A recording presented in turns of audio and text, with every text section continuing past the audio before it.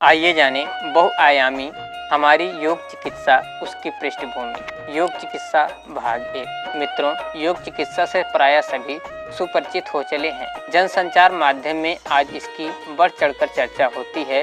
अखबार का पन्ना पलटें या किसी पत्रिका का पृष्ठ उल्टें, योग चिकित्सा संबंधी कोई न कोई बात पढ़ने को मिल जाती है। इतना ही नहीं, अपने घर का टीवी भी रिमोट के बटन दबाते ही योग की कहानी कहने लगता है।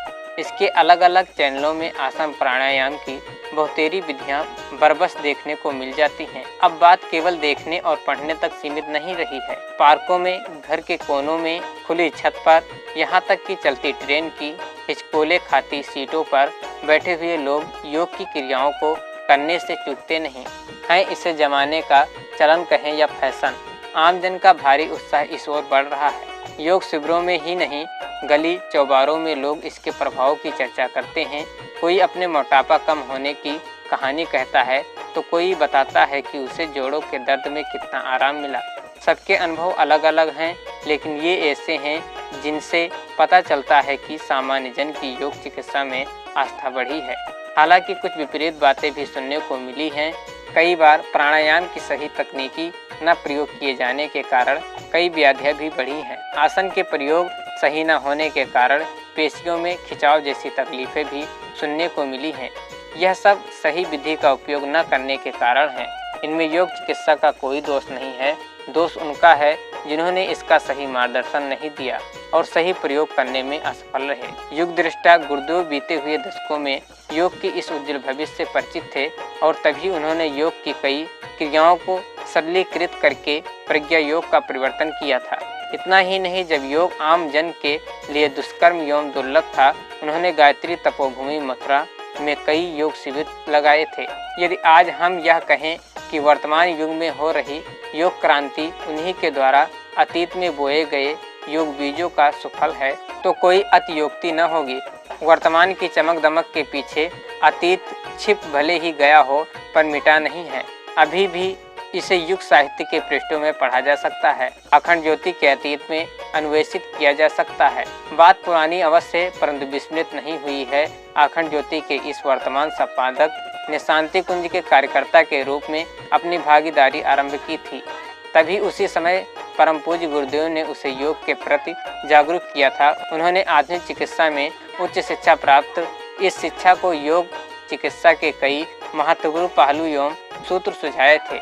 उन्हीं से सबसे पहले इस बात का ज्ञान मिला था कि आसन प्राणायाम, बंद मुद्रा आदि हठ योग क्रियाओं का शरीर स्वास्थ्य के लिए कितना और कैसा महत्व है। उन्होंने यह भी बताया था कि हठ योग शारीरिक स्वास्थ्य के लिए तो लाभदायक है ही, यह आध्यात्मिक साधनाओं की भी आधारशिला है।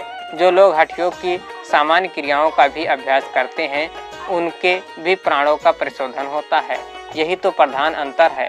हठ योग की क्रियाओं एवं सामान्य व्यायाम की विधियों में हठ योग की क्रिया दरअसल शरीर में प्रवाहित प्राण को सही ढंग से प्रभावित, संचालित, नियंत्रित एवं परिशोधित करती हैं, जबकि व्यायाम की सभी क्रियाओं की सीमाएं केवल अस्थियां एवं पेशियों तक सीमित हैं। प्राणों के अतिरिक्त स्वरूप पर इनका कुछ विशेष असर नहीं होता। गुरुदेव ने इन्हीं सब गूढ़ तत्वों का उपदेश करते हुए कहा था कि 21वीं सदी का आरंभ होते ही उज्जवल भविष्य की पहली किरण योग क्रांति के रूप में प्रकट होगी।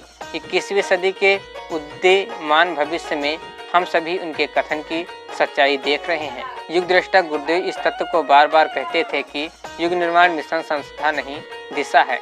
वह कहते थे कि हमेशा दिशा लेकर भविष्य में अनेक लोग अनेक तरह के कार्य करेंगे। वह यह भी बताते थे कि हम शांति कुंज को योग क्रांति की नर्सरी के रूप में बताना चाहते हैं। नर्सरी में कोई पौधा वृक्ष का रूप नहीं ले पाता, परंतु यही पौधे जब बाहर रोपे जाते हैं तो महावृक्ष का रूप लेते हैं। आज दशकों पूर्व इनके द्वारा अपनी नर्सरी में उगाए गए योग के पौधे को हम सभी महावृक्ष के रूप में देख सकते। पौधे से महावृक्ष के परिवर्तन की प्रक्रिया किस तरह संपन्न हुई, यह अनुभव एवं चिंतन की बात है। इस संदर्भ में अपना एक अनुभव अपने प्रिय पाठकों से बांटने का मन है। गुरुदेव गायत्री के 3 चरणों की ही तरह योग का त्रिआयामी विकास चाहते थे। उनमें से एक केवल एक आयाम योग चिकित्सक है। अन्य 2 आयाम जिन्हें आज की मानवता बहुत छोटे रूप में परंतु कल इसे व्यापक क्रांति के रूप में देखेगी। वह है प्रबंधन एवं प्रशासन की कुशलता में योग के प्रयोग। इसका तीसरा आयाम आध्यात्मिक, जिसके द्वारा सामान्य मानव जीवन ऋषिकल्प जीवन में अनायास परिवर्तित हो चला है। यहाँ चर्चा अभी केवल योग चिकित्सक की है। इनका सूक्ष्म जगत में बीजारोपण तो परम पूज्य गुरुदेव ने स्वयं किया था, परंतु इस लौकिक जगत में अखंड ज्योति के वर्तमान संपादक को आसन प्राणायाम के चिकित्सकीय प्रभाव को लिखने का निर्देश दिया। उनके निर्देश को सिर झुकाकर स्वीकार एवं सिरोधार्य किया गया।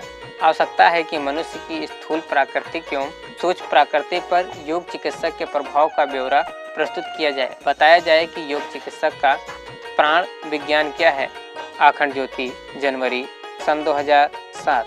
युग साहित्य, योगी दधीच। ओम शांति शांति शांति।